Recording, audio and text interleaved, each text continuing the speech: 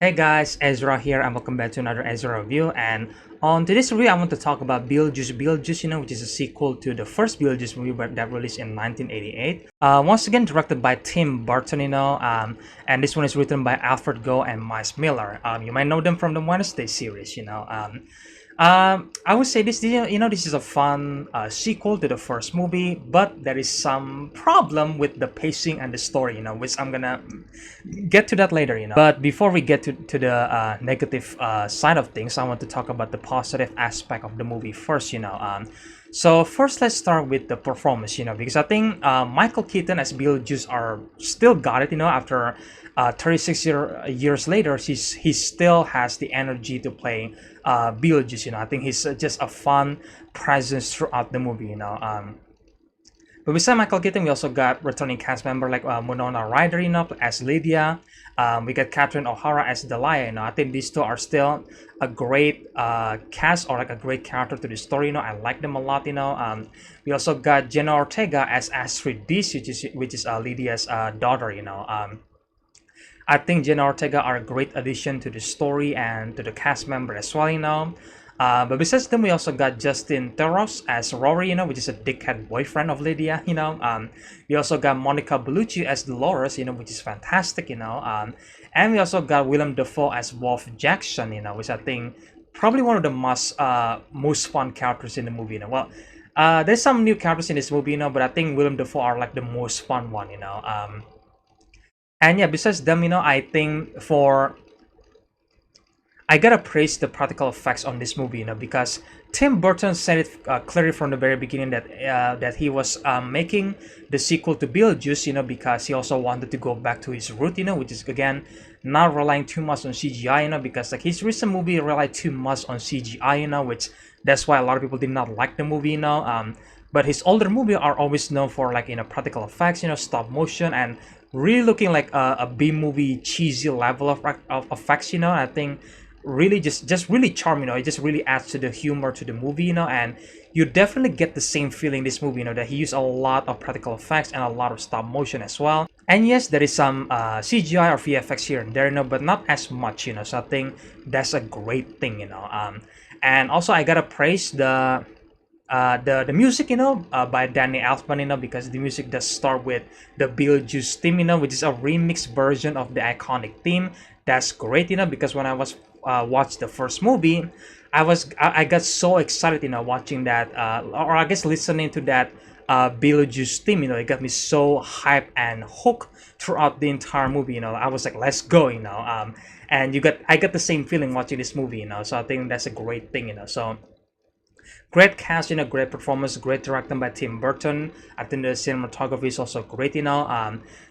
Great musical numbers as well. It's really really charming. And great musical score by Danny Elfman. And of course the practical effects and the stop motion effects in this movie are still great to look at. So I think that's really really cool.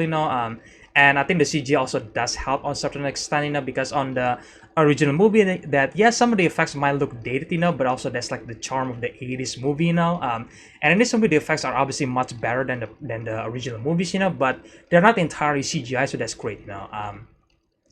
But besides that, for the story itself, I have mixed feelings, to be honest, because I think the movie has a great premise, but it kind of fumbles with the pacing and the third act of the movie, because this movie has a lot of setting up, for different characters and different storyline. There is multiple storyline that you follow here, compared to the first movie. So I think the first movie has a much better storytelling and pacing, because it was laser focused on the mainland family and the Dees family, and then obviously Beetlejuice, so it's really easy to follow, and you were hooked from the very beginning, because the story just starts immediately, right?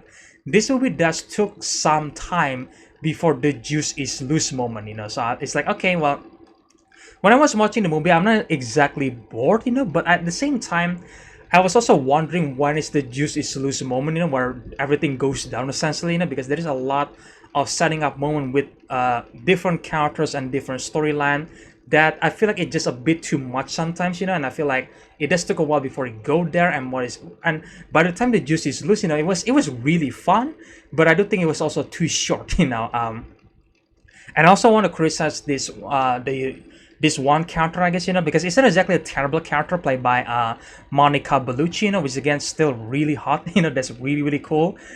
She's a cool villain in this movie. She plays Dolores, which, but I feel like the inclusion to her character is amazing. I think the introduction to Dolores are amazing. There is a great stop motion effects. There is also great music accompanying it. So I think that's really really good. And of course there is a cool backstory between Dolores and Beetlejuice. But besides that, her character just like appear here and there. So for example, there's gonna be one scene where Dolores appear and do something to her characters and then just disappear. That's pretty much her Monica Bellucci's role in this movie. And that was quite disappointing, because I think it has a great start for her character, but I feel like it's not exactly finishing that great, and I feel like her character wasn't utilized throughout the movie, and sometimes I forgot that she was actually part of the movie, which is such a shame, because I think she could be a really really cool villain if they decide to utilize her character throughout the movie, but besides her, I think the comparison that I draw here is actually the new character played by Willemdafoe here, where I think this is a good example how Tim Burton and the writer use Willemdafoe's character, Wolf Jackson, because Wolf Jackson are actually really well utilized and appear, I guess we could say maybe not throughout the movie, but every single time he appears, it was always fun, and you feel his presence and his role throughout the story. Even by the end, I was like, okay, like I remember Willemdafoe's character. He is funny and kind of cool. I like her. I like him a lot.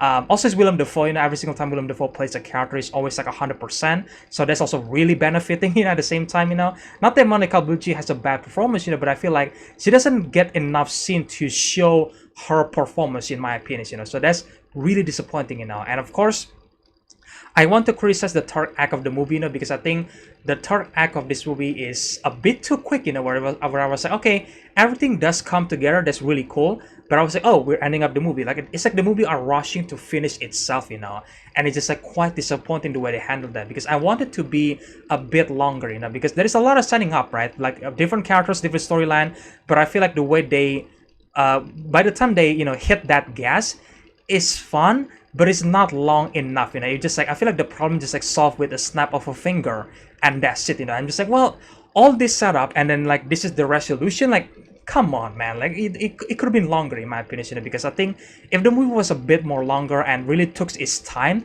it would be a great movie. But so far, it's just like, it's a good sequel, but it's not exactly a great movie. And I feel like, in my opinion, the first Beetlejuice movie are way better than this movie, because it has great pacing and it has a great characters and storyline that was simple enough to follow. And even though that Beetlejuice doesn't appear that much in the first movie, you feel his presence, and every single time he appears, it was effective, it was funny, and you care for the storyline, because everything on the first movie was fun and charming, And in this movie, yes, it was a blast, it was fun, it was charming, but it does took its time, and I feel like it might not be for everybody. It's like some people might be wondering when the juices lose moment, It's the same thing as I do, So yeah, I think this is still a fun sequel, I think if you love the first Beetlejuice movie, you might love this movie, but I can guarantee that most people will think that the first movie is better, than the second movie, in my opinion. But who knows? Maybe you guys have a different